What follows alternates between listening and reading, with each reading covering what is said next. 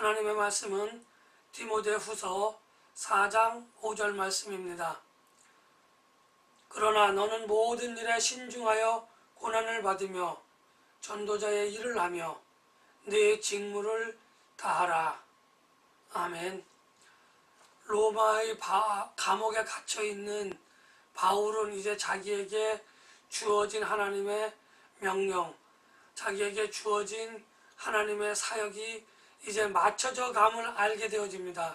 다시 말하면 바울은 이제 마지막 심판을 앞에 두고 있기 때문에, 로마의 법정에서의 마지막 심판을 앞에 두고 있기에 이제 서신을 마무리하면서 디모데에게 마지막으로 복음 전파에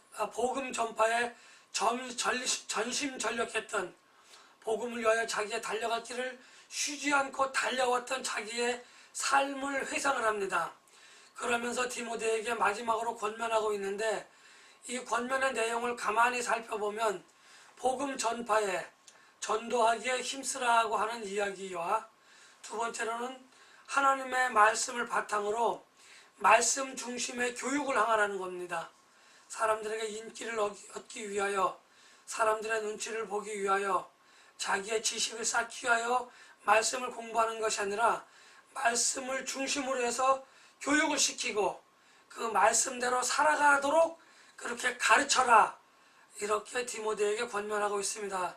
그리고 마지막으로 내가 복음 사역을 하다 보면 당하는 고난들이 있을 것인데 그 고난을 인내하는 가운데 하나님 나라에 대한 그 소망을 바라보거라, 이렇게 디모데에게 권면을 해주고 있습니다. 사실 이 권면은 디모데 후서를 통해서, 디모데 전서를 통해서 바울이 디모데에게 한 권면이기도 하지만, 이 세 가지 중심적인 바울의 메시지는 바울에서 시작된 것이 아니라 사실은 마태복음 28장 19절 20절에서 말한 예수님의 말씀과 일맥상통한다고 할 수 있습니다. 예수님께서는 그러므로 너희는 가서 모든 민족을 제자로 삼아 아버지와 아들과 성령의 이름으로 세례를 베풀고 내가 너희에게 분부한 모든 것을 가르쳐 지키게 하라, 이렇게 말씀하셨습니다. 그러면서 볼지어다 내가 세상 끝날까지 너희와 항상 함께 있으리라 하시니라, 이렇게 말씀하셨던 것, 그 말씀과 연장선상에서 같은 맥락을 가지고 있는 말씀입니다. 이 말씀을 따라서 바울은 하나님의 말씀을 가르치는데 전심전력을 다해서 달려갈 길을 달려갔고, 그리고 잘못된 하나님의 말씀을 바로잡기 위해서 바울은 수많은 교회에 편지를 썼던 것을 우리는 잘 알고 있습니다. 편지를 쓴 이유에 대해서는 제가 누누이 말씀을 드렸기 때문에 오늘 여기서는 말씀을 드리지 않겠습니다. 그것이 바로 복음을 향한, 복음의 진리 안에 사람들이 거하도록 하기 위한 바울의 사투였다, 이렇게 이야기할 수 있습니다. 때로는 본인이 직접 달려가서 이야기를 하기도 했고, 그렇지 못할 사정이 있으면 편지를 써서 현지의 사역자들에게 그 편지를 전하고, 현지의 교인들, 성도들에게 그 편지를 전해서 그 말씀을 읽고 하나님의 말씀 안에 돌아오도록, 하나님의 말씀을 변질시킨 자들로부터 멀리하도록 그렇게 권면하고 훈계했던 것을 우리는 잘 알고 있습니다. 그런데 이러한 그 바울의 디모데를 향한 권면은 디모데에게서 끝나는 것이 아니라, 예수님께서 하신 말씀이 바울에게서 끝나는 것이 아니라, 예수님의 말씀이 바울을 통하여 디모데에게 전달되어졌듯, 바울을 통하여 디모데 전후서를 통하여, 아니 성경 66권을 통하여 오늘 저와 여러분들에게도 그 말씀이 이어져 오고 있다는 것을 우리는 기억하고, 하나님께서, 예수님께서 나에게 말씀하신 그 마태복음 28장의 말씀을 우리는 기억하고 그 말씀을 준행하며 살아가야 될 것입니다. 그래서 나는 행여나 여러분들이 말씀을 잊어버리고 있는데 어떻게 살아야 할지, 무엇을 행하여야 할지, 혹시 잊어버린 분들이 있을까봐, 혹시 그것을 기억하지 못하는 분들이 있을까봐 오늘 이 말씀을 통하여서 바울이 디모데에게 네 직무라고 이야기했던 것, 예수님께서 제자들에게 말씀하셨던 그 마지막 지상 명령이라고 하는 것을 다시 한번 되돌아보면서 오늘 우리들의 삶을 돌이켜보고 다시 한번 분발해보고자 하는 마음으로 이 말씀을 준비하였습니다.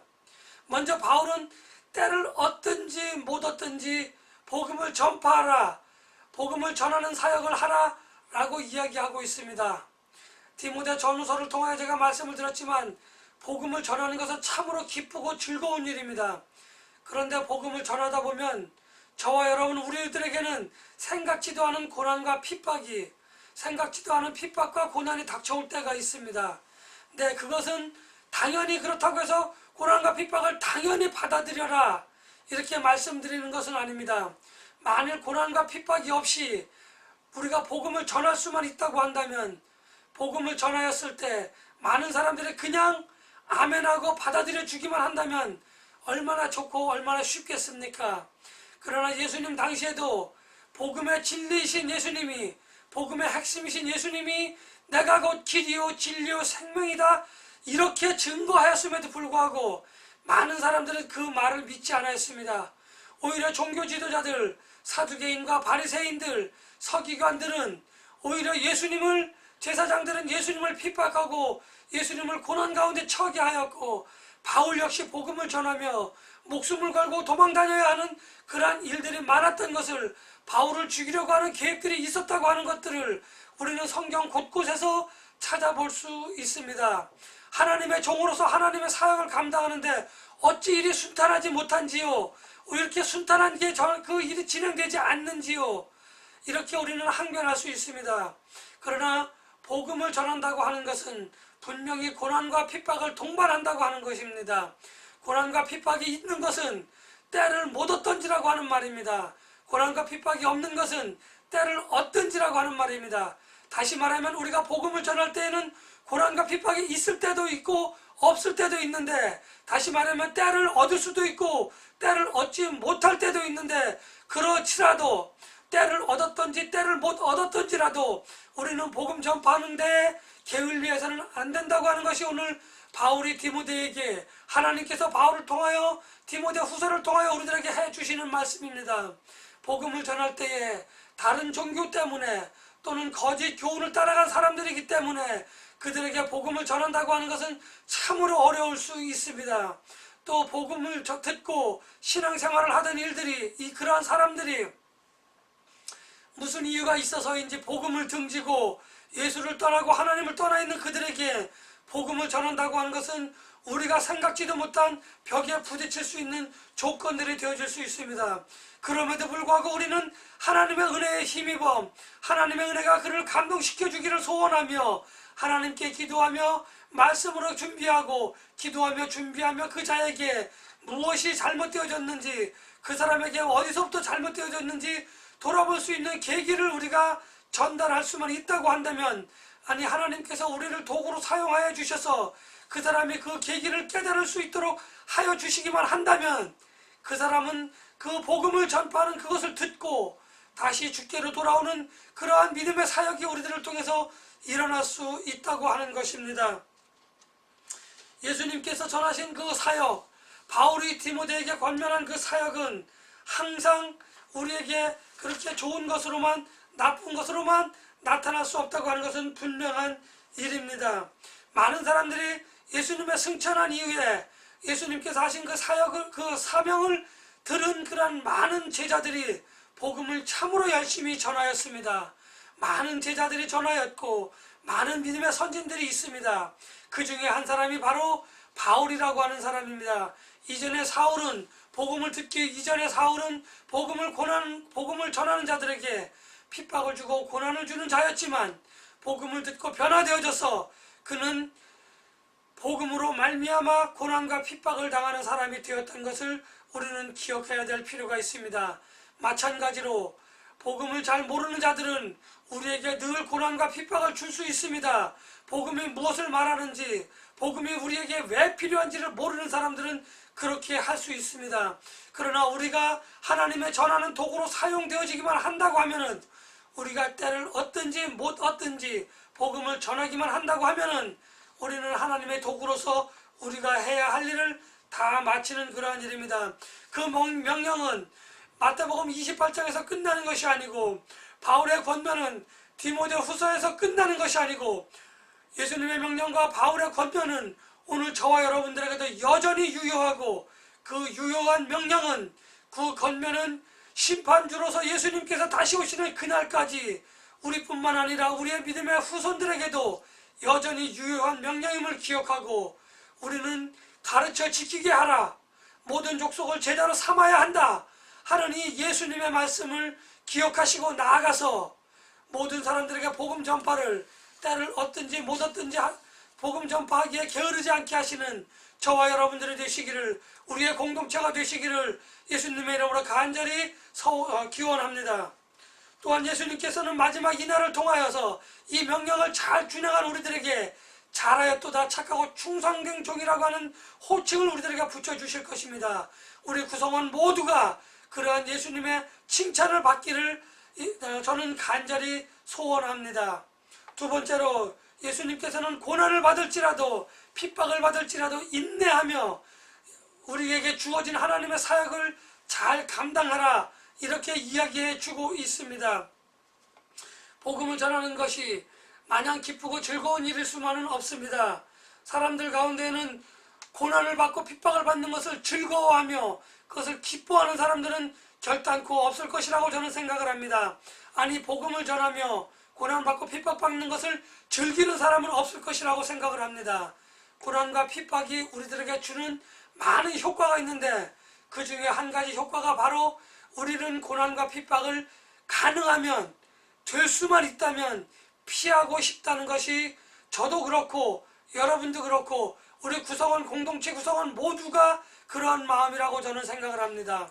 그러다 보니까 우리가 하나님의 말씀대로 사는 그것이, 하나님의 말씀을 전하는 그것이 우리들에게 활과 칼이 되어져서 우리에게 고난과 핍박을 주는 경우가 참으로 허다합니다. 그러나 이러한 고난과 핍박이 우리들에게 주는 많은 교훈들이 있지만, 가장 중요한 것은 고난과 핍박을 피하기 위하여 우리가 꼼수를 부린다고 하는 겁니다. 고난과 핍박을 피할 수만 있다고 한다면, 우리는 하나님의 말씀을 변질시키고, 우리는 고난과 핍박을 피할 수만 있다고 한다면 신앙생활에서 꼼수를 부리게 되어집니다. 힘들고 어려운 일을 하려지 않고 복음 전하면서 받는 고난과 핍박이 싫어서 복음을 전하며 복음을 수호하는 일을 우리는 게으르게 할 수 있다는 겁니다. 바로 이것이 고난과 핍박이 우리들에게 주는 가장 큰 위협인 것입니다.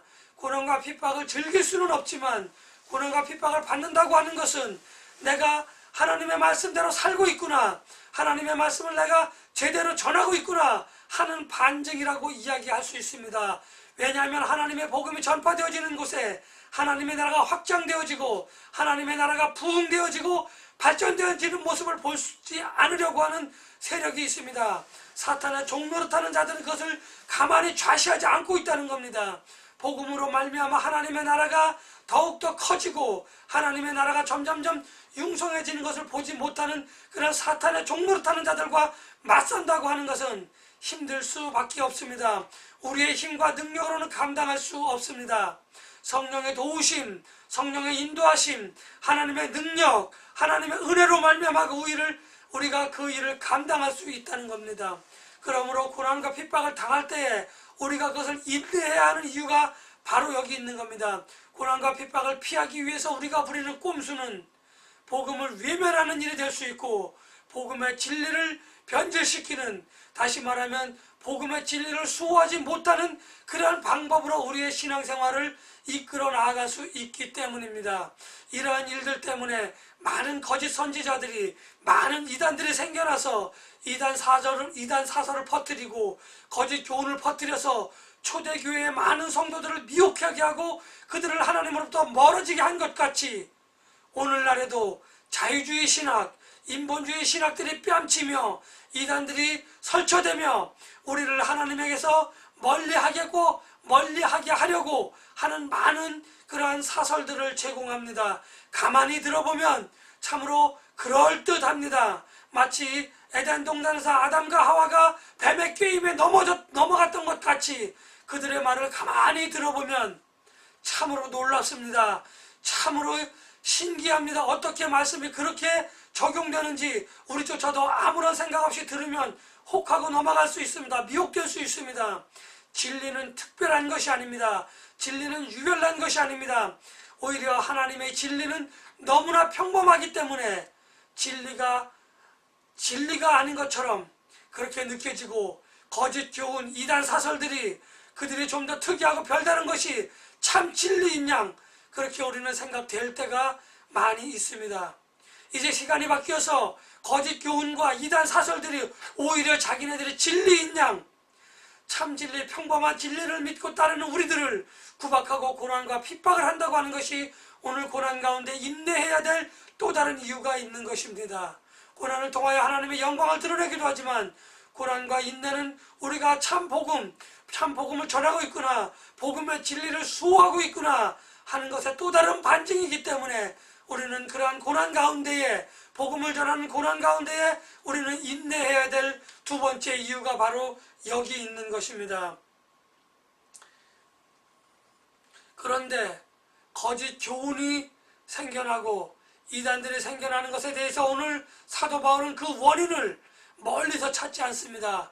바로 가까운 데서 말씀하고 있는데, 바로 사도 바울은 뭐라고 하냐면 자기들의 욕심을 쫓아간 사람들이다 이렇게 이야기해 주고 있습니다.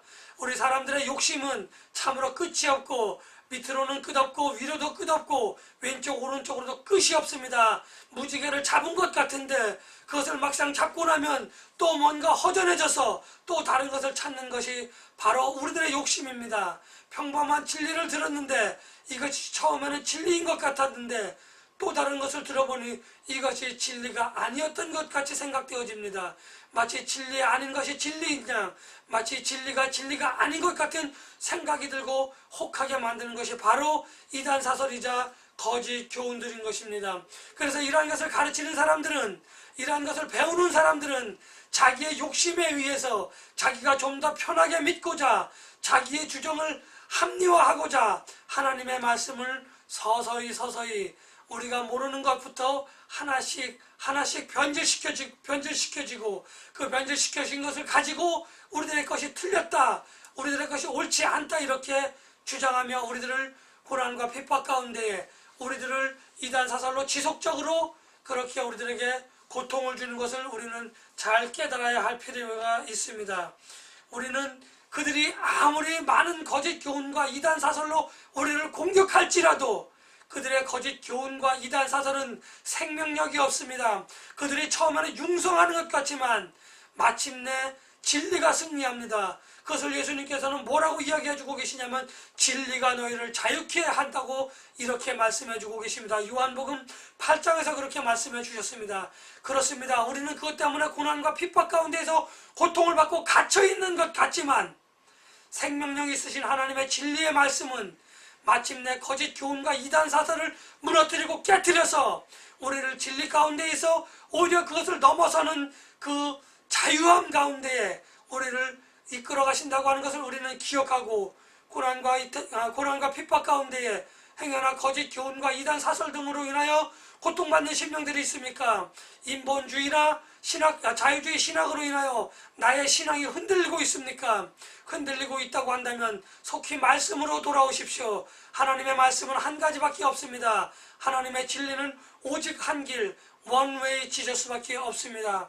그 말씀을 통하여서 자유를 얻고 그 말씀을 통하여서 더욱더 풍성한 삶을 누리시는 그러한 저와 여러분들이 되시고, 그 풍성함으로 인하여 다른 이들에게 하나님을 믿는 자로서 부끄럽지 않는 삶을 누리시는 저와 여러분 우리 모두가 되기를 예수님의 이름으로 또한 기원합니다. 이제 마지막으로 말씀을 중심으로 그렇게 생활하라고 바울은 사역자인 디모데에게 권면하고 있습니다. 말씀을 중심으로 살아라 이렇게 이야기하는 것은 말씀을 알고 그대로 행하라는 겁니다. 우리가 성경 공부를 통하여서, 토론을 통하여서 하나님의 말씀을 잘 아는 것이 중요하다라고 저는 말씀을 드렸습니다. 그러나 그것보다도 더 중요한 것은 100가지 1000가지 말씀을 알고 있는 것보다는 한 가지 말씀을 행하는 것이 저는 더 중요하다고 말씀을 드렸습니다. 오늘 진리 가운데에 거라고 하는 말씀, 진리 가운데에 하나님의 말씀을 중심으로 행하라고 하는 그 말씀은 바로 이것입니다. 아는 것을 실천하는, 다시 말하면 보이지 않는 믿음을 보이도록 실천하는 그 믿음이 우리들에게는 필요한 것입니다. 그것이 바로 말씀 가운데 거하는 신앙생활이라고 저는 여러분들에게 말씀을 드리고 싶습니다. 지난주에 말씀드렸습니다. 군대 생활을 한 사람들이 몸이 그것을 알고 있다고 이야기하였습니다. 그들이 예비군 훈련을 가서 나타내는 모든 것은 몸이 그것을 알고 있다라고 이야기했습니다. 마찬가지로 하나님의 말씀이 내 머릿속에만 있는 것이 아니고, 하나님의 말씀이 내 뜨거운 가슴에만 있는 것이 아니고, 머리와 가슴 그리고 나의 온 지체가 하나님의 말씀대로 움직여지는 그것, 바로 그것이 오늘 하나님의 말씀을 중심으로 하나님의 말씀 가운데에 거하는 그러한 신앙생활인 것입니다. 오늘 이 시간 저는 우리들의 삶이 천가지 만가지를 하나님의 말씀을 안다고 할지라도 그것이 삶 가운데에 나타나지 않는다고 한다면, 그것이 말씀이 우리들의 삶 가운데에 행함으로 나타나지 않는다고 하는 것은 우리가 말씀 중심으로서의 삶을 살지 못하고 있다, 저는 이렇게 말씀을 드리고 싶습니다.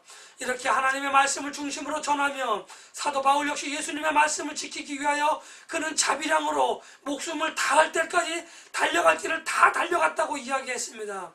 그런 후에 나는 내가 다 달려가고 한 가지 원칙이 있었는데 믿음을 지켰으니 라고 하는 대전제를 사도 바울은 말씀하고 있습니다. 하나님의 말씀대로 달려가면서 그는 믿음을 지켰다고 이야기했습니다. 경기장에서 경기하는 사람이 경기의 룰대로 해서 그렇게 마지막 끝까지 고린 라인까지 달려와서 그는 마침내 피니시 라인을 통과하였던 것입니다. 그래서 사도 바울은 이제 눈을 들어 하나님의 나라를 바라보니 하나님께서 나에게 영광의 멸류관을 준비해 주셨구나 하는 믿음의 고백을 디모데에게 하고, 믿음의 고백을 디모데 후서를 통하여 오늘 우리들에게 전해주고 있습니다. 참으로 얼마나 위대한 고백입니까? 여러분들 믿음의 길을 다 달려갔을 때에 내가 이제까지 주님께서 나에게 주신 그 달려갈 길을 경기의 룰을 지키면서 믿음을 지키면서 달려갔고, 그리고 믿음 가운데에 소망 가운데에 그렇게 하나님의 나라를 가만히 바라보니, 고통 가운데 달려갈 길을 다 달려가고 인내며 하나님의 나라를 바라보니, 아, 영광의 멸류관이 거기 내게 있었구나. 그 영광의 멸류관은 금 멸류관도 아닙니다. 그 영광의 멸류관은 그냥 멸류관입니다. 그것으로 만족하며 그것이 있다고 고백하는 사도 바울의 고백, 이러한 고백은 믿음을 지키며 달려갈 길을 다 달려간 그러한 사람만이 할 수 있는 고백입니다. 이 시간 여러분들, 내가 마지막 피니시 라인을 통과했다라고 생각되어질 때 내가 눈을 들어서 하나님의 나라를 바라보니 하나님께서 나를 위해 예비한 그것이 있었구나 하는 믿음의 고백을 여러분들은 감히 하실 수 있습니까? 아, 목사님, 나는 아직 믿음의 길을 다 달려가지 않았는데요. 예, 달려가지 않았어도 좋습니다. 그러면 우리가 믿음의 길을, 믿음이라고 하는 그 원칙, 믿음을 지키며 달려가고 있는지 한번 돌이켜볼 필요가 있습니다. 믿음을 지키지 아니하며 달려가는 그 달려갈 길은 아무런 소용이 없습니다. 고난과 핍박을 피하기 위하여 꼼수를 쓰며 술수를 쓰며 달려가는 그 길은 하나님께서 인정하는 길이 아닙니다. 때를 얻든지 못 얻든지 꼼수를 부리며 이런저런 이유로 복음을 전파하는 데 게을리했다고 한다면 그것 역시 하나님이 원하시는 그 길이 아님을 이 시간 우리는 말씀을 통해서 한번 돌이켜볼 분명한 필요가 있다고 하는 것을 저는 여러분들에게 말씀을 드리고 싶습니다. 자기의 목숨을 내놓을 정도로 믿음을 지키며 달려갈 길을 다 달려간 사도 바울의 마지막 고백, 저와 여러분들에게 주시는 엄청난 하나님의 그러한 우리들을 향한 권면이자 하나님의 훈계라고 저는 말씀을 드릴 수 있습니다. 사도 바울은 자기의 목숨을 내놓을 뿐만 아니라 자기의 목숨을 위하여, 아니 사도 바울의 목숨을 위하여 자기들의 목숨을 내놓으려고 하는 사람들이 있었다는 겁니다. 우리가 믿음을 지키며 달려갈 길을 다 달려갈 때에 우리의 목숨을 담보로 우리를 해치려고 하는 사람들도 있을 것입니다. 그러나 더욱더 중요한 것은 우리가 믿음을 지키며 달려갈 길을 달려갈 때에 우리를 대신해서 죽어줄 수 있는 사람이 생겨난다고 하는 것을 우리는 잘 기억해야 될 필요가 있습니다. 바로 사도행전 16장을 보면 그들은 바울을 위하여 목숨을까지도 버릴 준비가 되어져 있는 사람들의 예가 보여지고 있습니다. 내가 정말 믿음을 지키며 달려갈 길을 달려갈 때에 내가 믿음으로 말미암아 고난과 핍박을 받을 때에 그것을 대신해 줄 수 있는 사람을 하나님께서는 예비해 놓으셨다고 하는 겁니다. 그러나 하나님께서는 그 사람들의 믿음과 나의 믿음을 보며 그것을 실행에 옮기지 않으셨다고 하는 것을 우리는 기억해야 될 필요가 분명히 있습니다. 변질된 진리를 바로잡고자 사력을 다하는 사도 바울의 노력, 참으로 그 노력은 의의 면류관, 영광의 면류관을 바라볼 수 있는 그러한 사도 바울의 눈을 열어주었고, 믿음을 지키며 달려갈 길을 다 달려가게 하는 그 열정으로 오늘 우리들에게 보여줬던 것입니다. 여러분들이 가지고 있는 그 열정은 무엇입니까? 달려갈 길을 달려가는 그 열정이 믿음을 지키며 달려가는 열정입니까? 그렇지 아니한 열정입니까? 저는 디모데 전후서를 연구하고 디모데 전후서를 바라보면서 사역자로서 해야 될 이 세 가지를 오늘 디모데 후서를 통하여 정리하고자 하였습니다.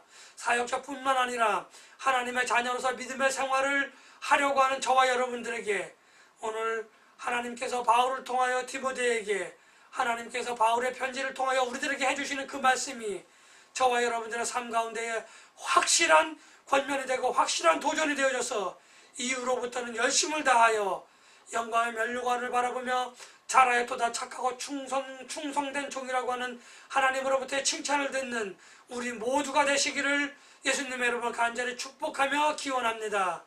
기도하겠습니다. 하나님 감사합니다. 믿음에 달려갈 길을 다 달리고 믿음을 지켰으니 이제 영광의 면류관이 내게 예비되어져 있음을 알 수 있다고 한 사도 바울의 고백을 하나님 이 시간 우리들은 다시 돌아봅니다.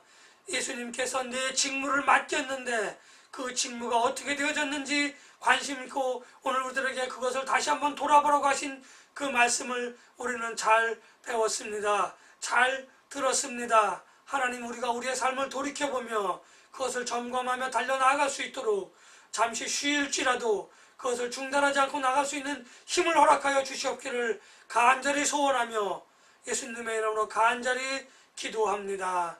아멘.